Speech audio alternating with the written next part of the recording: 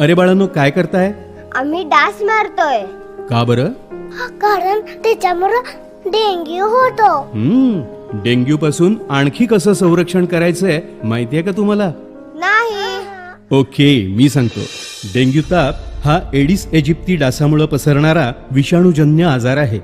डोकेदुखी, डोळ्याच्या खोबणीमध्ये दुखणं, अंगावर पुरळ येणं, बऱ्याचदा त्वचेवर लाल डाग येणं, पाठदुखी, स्नायूत वेध येणं, सांधेदुखी, नाकातून किंवा दाढेतून रक्त येणं, उलटीतून रक्त पडणं, शौचाचा रंग काळा असणं, श्वास घ्यायला त्रास होणं, तसंच निस्तेज, थंड किंवा आर्द्र त्वचा ही डेंग्यूच्या तापाची लक्षणं आहेत. आता मुळात डेंग्यूचा डास म्हणजे एडिस डासाची वैशिष्ट्य आधी समजून घेऊ. या डासाच्या पायावर पांढरे पट्टे असतात, म्हणून त्याला टायगर मॉस्किटो असं म्हणतात. हा डास दिवसा चावतो आणि म्हणूनच केवळ आपल्या घरीच नाही तर शाळा, ऑफिस, हॉटेल्स असा बाहेर कुठेही तो चावू शकतो. हा डास लोंबकळणाऱ्या वस्तू, उदाहरणार्थ दोरी किंवा लाईटची वायर, छत्री, काळे कपडे अशा ठिकाणी विश्रांती घेतो. आणि सगळ्यात महत्वाचं म्हणजे या डासांची अंडी वर्षभर पाण्याशिवाय राहू शकतात आणि वर्षभरानंतर पाणी उपलब्ध होताच त्यामधून पुन्हा अळी तयार होते. त्यामुळे डास अळी असलेली भांडी घासून पुसून धुवून स्वच्छ ठेवावीत, जेणेकरून त्याच्या पृष्ठभागाला चिकटलेली अंडी नष्ट होतील. Prevention is better than cure, म्हणजेच आजार झाल्यानंतर उपाययोजना करण्यापेक्षा आजारी पडू नये यासाठी आधी दक्षता घेणं कधीही चांगलं. यासाठीच डेंग्यूला कारणीभूत असणाऱ्या या एडिस डासाची उत्पत्ती कुठं होते आणि ती कशी रोखायची हे आधी जाणून घेऊ.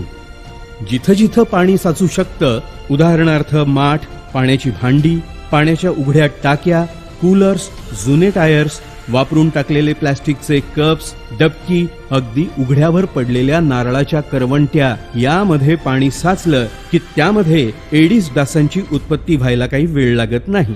तेव्हा ही उत्पत्ती रोखण्यासाठी घरामध्ये किंवा घरासभोवती आणि परिसरात ज्यामध्ये पाणी साचू शकेल अशा निरुपयोगी वस्तूंची आधी विल्हेवाट लावली पाहिजे. भंगार साहित्य टेरेस, छप्पर किंवा परिसरात ठेवू नये. कुंड्या, मनी प्लांट यामधलं पाणी वेळोवेळी बदलावं.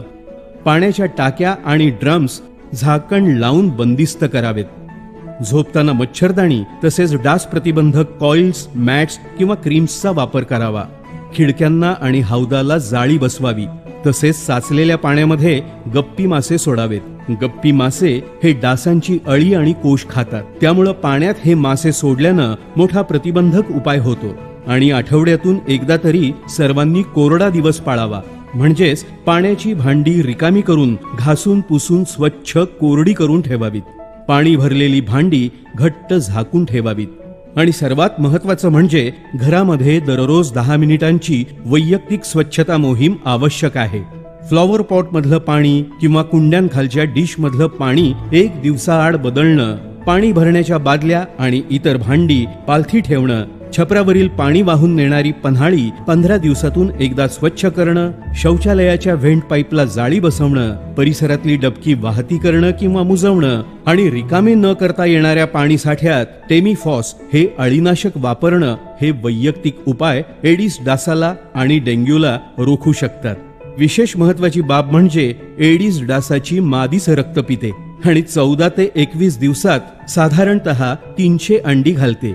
ही मादी 100 मीटर पर्यंत उडू शकते. डेंग्यू या आजारासाठी उपचार नाहीत, फक्त लक्षणांनुसार उपचार करता येतात. त्यामुळे प्रतिबंध हाच चांगला उपचार आहे. यातूनही एखाद्याला डेंग्यू झालाच तर घाबरून न जाता, ताप अंगावर न काढता सर्वप्रथम रक्ताची तपासणी करून घेणं महत्वाचं आहे. शिवाय संपूर्ण विश्रांती, भरपूर पाणी पिणे आणि या आजारात रक्तातील प्लेटलेट्सची संख्या कमी होत असल्यानं ती सतत तपासत राहणं गरजेचं आहे. ताप कमी येण्यासाठी डॉक्टरांच्या सल्ल्यानं औषध घ्यावं.